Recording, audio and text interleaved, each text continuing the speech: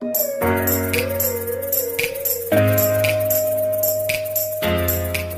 cerita aja. Jadi secara ingatan tuh nggak ada. Jadi benar-benar blank saat kejadian itu selama bulan Desember ya. Terus kemudian di rumah sakit seperti apa, recovery-nya juga seperti apa tuh benar-benar nggak ada dalam ingatan saya. Itu nggak tahu kenapa, mungkin Allah kasih saya untuk mungkin jangan terlalu teringat-ingat ya gitu ya kejadian-kejadian itu. Jadi saya lihat aja di itu, di video yang dikirimin adik saya gitu, terus atau istri saya juga kasih lihat gitu ya. Ini loh kamu tuh videonya nih, kamu lagi apa namanya pakai apa alat bantu jalan gitu. Terus udah gitu sempat ngobrol juga sama Indi Barens juga gitu ya, sama teman-teman artis juga yang lain. Soalnya katanya ada juga beberapa yang nengokin juga ya ke rumah sakit gitu. Terus ya itu cara ngomongnya ngaco gitu kan ya.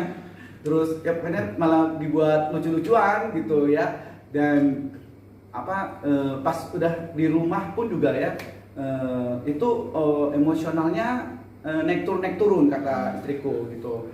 Jadi kadang suka apa marah-marah gitu, suka apa sama anak-anak gitu, suka berantem katanya gitu waktu itu ya. Nah tapi itu bener-bener nggak ada ingatan dalam, nggak ada memori dalam ingatan saya gitu. Jadi ya sudahlah, mungkin supaya aku bisa move on, bisa terus melanjutkan hidup ini seperti apa, jadi nggak usah inget-ingetin yang masa-masa itu ya gitu. Tapi masih mengkonsumsi obat dari rumah? Kalau dari rumah sakit sih udah selesai. Jadi aku cuman apa namanya kontrol untuk darah tingginya ya. Jadi pakai ada sebuah obat ya pagi dan malam untuk darah tinggi aja. Ada pantangan sendiri gimana nih, kan kemarin kan karena berawal dari susahnya makan ya, pola makannya juga susah gitu. Ya makan sih sebenarnya nggak terlalu banyak yang pantang-pantangan, cuman ya kalau misalkan ada yang misalnya terlalu memicu kayak darah tinggi ya kayak gitu-gitu, itu tuh sih sebenarnya sih agak dikurang-kurangin ya gitu. Misalnya kayak santan-santanan yang kayak gitu sih sebenarnya agak dikurangin gitu. Bang Muti, 2 tahun berjuang kesehatan, oh juga finansial juga yang terpurukan.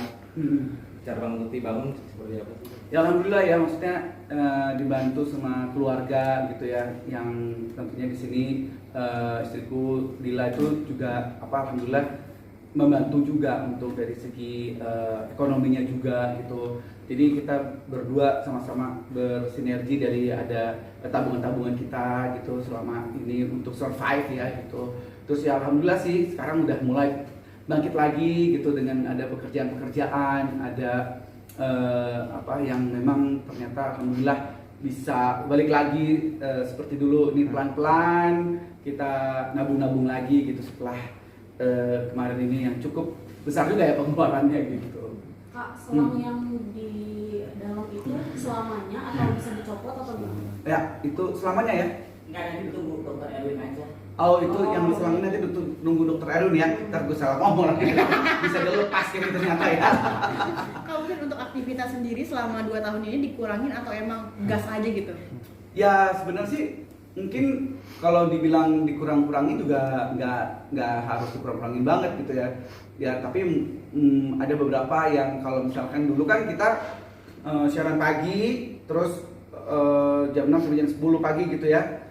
Senin sampai Jumat, terus abis dari situ abis siaran terus ada kegiatan lagi, terus malam syuting lagi kan untuk disiarkan pagi hari itu jam 11 sampai jam 1 pagi gitu. Sampai rumah udah jam 2 pagi, terus jam 4 pagi udah siap-siap mau siaran pagi gitu. Jadi ya mungkin itu apa namanya Pola. jadi ya polanya itu harus dirubah ya gitu. Nah jadi dari manajemen mungkin udah nggak lagi ambil yang terlalu malam gitu ya ngambilnya. Terus udah gitu dari pekerjaan-pekerjaan yang memang terlalu